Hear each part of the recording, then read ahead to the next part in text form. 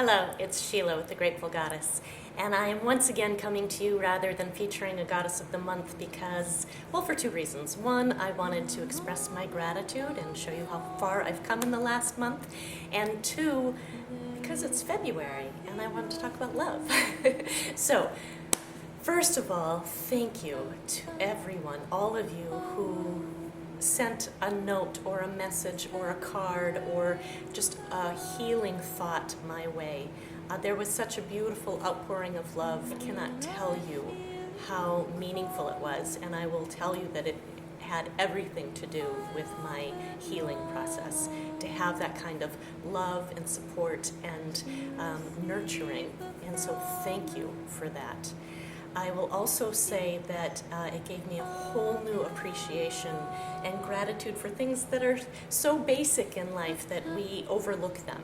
So I am able to sit in a cross-legged position once again, and I wasn't able to do that for quite some time, and I'm so grateful for that. So being able to sit, being able to have a clear thought, being able to speak are all things that I have a new profound gratitude for. And I would also like to thank all of the people who have been on my team supporting me. That includes my chiropractor and massage therapists, of which there are a number of, neuromuscular massage and deep tissue massage and polarity massage and cranial sacral treatments, acupuncture, Reiki, and Epsom salt baths, massage, and yoga. Yoga, I know for anybody who knows me how important yoga is to my life. It's just gone up and up in my need for it.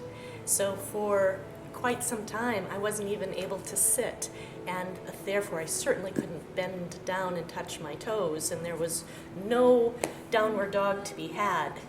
However, there is a yoga class for all levels, and I found a class where we were on our backs the entire time, and yet it still was enough movement to really have a very healing and profound effect. So I really encourage you to take up a yoga practice. There's a say in yoga class about how to go ahead and do the best expression of that pose for you in this moment, and that may not be the same as it looked yesterday or the week before. And of course that had so much more meaning for me now than it did before.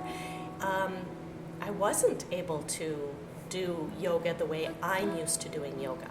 And yet that is where that self-acceptance and love really comes into play.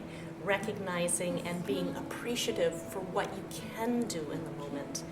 And I encourage you, if you are measuring yourself against what you used to do and you're not able to, really try to move that marker to how you are moving in the right direction and you are making progress, and maybe you just need to reposition it. I now look at how far I've come in the last few weeks versus what I used to be able to do a month ago, and I am making really huge progress, and I am healing well beyond what was expected. So again, you have to recognize just and accept yourself for where you are. And as a coach, I would say that there's another saying in coaching, that we meet people where they are. And I think I've always done a very good job of meeting clients where they are and helping them make progress to what they really want to achieve. And yet, I would have to say that I don't necessarily treat that myself the same way, and I would guess that there are a lot of you that fall into that same category. You are kind and giving and gentle and loving and supportive to other people, but perhaps you're not turning that around and giving that same sort of unconditional love to yourself. Perhaps you need to accept where you are at this time. For instance, there were a few days where I was in so much pain that I couldn't smile. And trust me, I like smiling. Smiling's my favorite, but I just couldn't bring myself to do it, even though I know the research behind it, that if you're able to smile, it sends a signal to your brain that things are better and that you're happy, and you start to be happy. But the pain was pretty intense, and I was not able to do it. And so I'm having this little fight in my head. It's like, could you just be a little kinder? Could you just be show a little bit more gratitude, or at least smile? And the answer was no. And so I then came to realize I needed to meet myself where I was. And in that day, there wasn't smiling. And that's okay. You can accept yourself. I know that when the first day that I drove for myself, I was in a lot of pain, and I wasn't being a very good driver. and I had this new perspective that now, from whenever I see somebody driving poorly, I'm going to just assume that they're in pain and be more kind and forgiving and gentle and compassionate to that person. The same goes for anybody that you meet who is grumpy or downright mean. If we gave it the perspective of, oh, they must just be in pain. And I know some of you will say, well, not everybody's in physical pain.